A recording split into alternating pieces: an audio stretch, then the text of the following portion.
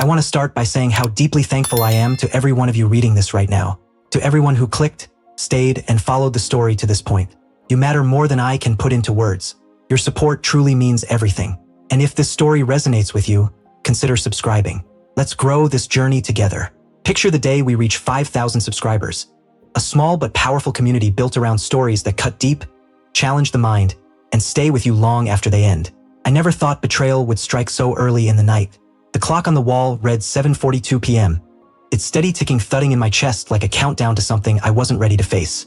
I had just returned from work, the scent of damp pavement still clinging to me, when I saw her stretched out on the living room couch, phone in her hand. "I don't have to tell you where I am," she said without even looking up. Her tone sounded casual, but there was a sharp edge beneath it.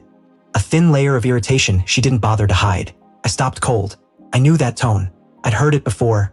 Dismissive, cutting, familiar enough to sting. But tonight it cut deeper. Felt deliberate. "I'm just asking," I said quietly, forcing my voice to stay calm. "I don't see why you care," she replied, rolling her eyes and tapping her screen. "Seriously, it's none of your business." Heat climbed up my chest, tightening my throat. My thoughts spiraled. Was I imagining everything? Or had I ignored too many warning signs? The unanswered messages? The so-called late nights at work? The way her scent changed when she came home? Small red flags I had convinced myself didn't matter. I followed her outside. My heart pounded so loudly it drowned out everything else. I didn't want to fight. I didn't want accusations or chaos. I just needed the truth. And something deep inside me warned that I was about to find it. She walked quickly, phone still in hand, headphones resting around her neck.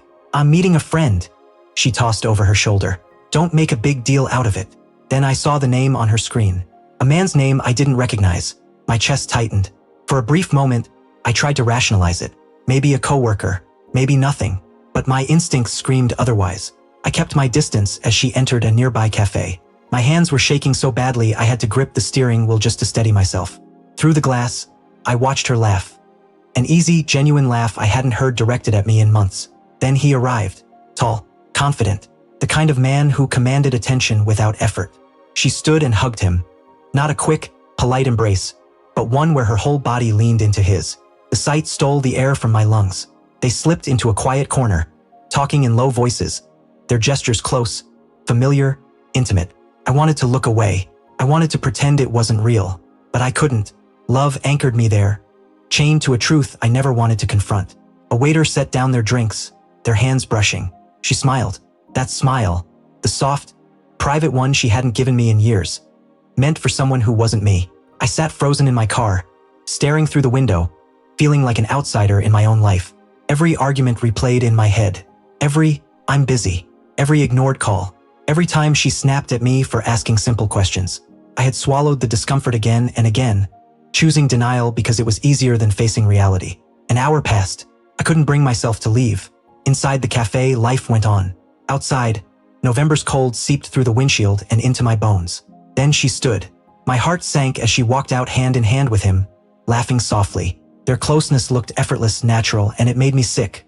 I followed them to a nearby hotel. Each step felt heavier than the last, every breath harder to take.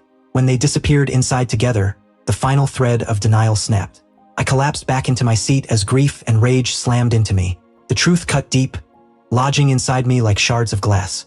My mind raced in circles. How long had this been going on? Why wasn't I enough? Had I ever been? The drive home blurred into streaks of streetlights and burning questions. The apartment was dark when I walked in, but her presence lingered everywhere, like smoke after a fire. The mugs in the sink, the faint trace of her perfume, her phone charging quietly on the table. It all felt like evidence in a case I never agreed to be part of. Picked up her phone. Nothing explicit, nothing obvious, just messages to him, carefully phrased, intimate in ways only they would understand. My stomach twisted. I felt stupid, angry, wounded, mourning the woman I thought I knew while realizing she'd been replaced by someone else entirely. Hours passed before she finally returned. I was waiting in the dark. I heard her laughter before I saw her. Light, carefree, almost mocking. "Where were you?" I asked, my voice trembling despite my effort to control it. She stopped, irritation flashing across her face. "Why does it matter so much? I told you already, I don't have to explain where I go." I wanted to explode, to drop the truth on her like a bomb, but only a whisper came out. "I saw you." She froze, not confused, but guilty. A subtle shift in her shoulders, a flicker in her eyes. "What do you mean you saw me?" she asked, trying to cover what was already exposed. "I followed you," I said, my voice cracking. "I saw who you were with. I saw everything." Her gaze darted away, then back. And there it was, the shame, the defensiveness, the fracture in her calm mask. It's not what you think," she started. But the words fell apart before she could finish. I stood up, heartbreak and fury colliding inside me. "Then explain it," I said, "because from where I'm standing, everything I trusted, everything I believed in is gone." She didn't answer. She didn't even try.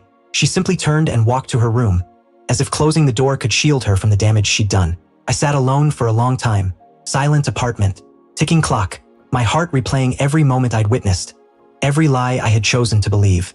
I realized betrayal doesn't always announce itself with proof. It reveals itself in body language, in forced smiles, in silence, in truths too heavy to hide. And I understood something even harder. The life I trusted, the love I thought was solid, no longer belonged to me. The worst part wasn't the cheating itself. It was watching everything I depended on unravel slowly, thread by thread. I left the apartment that night, wandering empty streets, the cold settling deep beneath my skin. I didn't know if I would come back. I didn't know if I even wanted to. But one thing was clear. The woman I loved had shown me who she truly was, and there was no going back.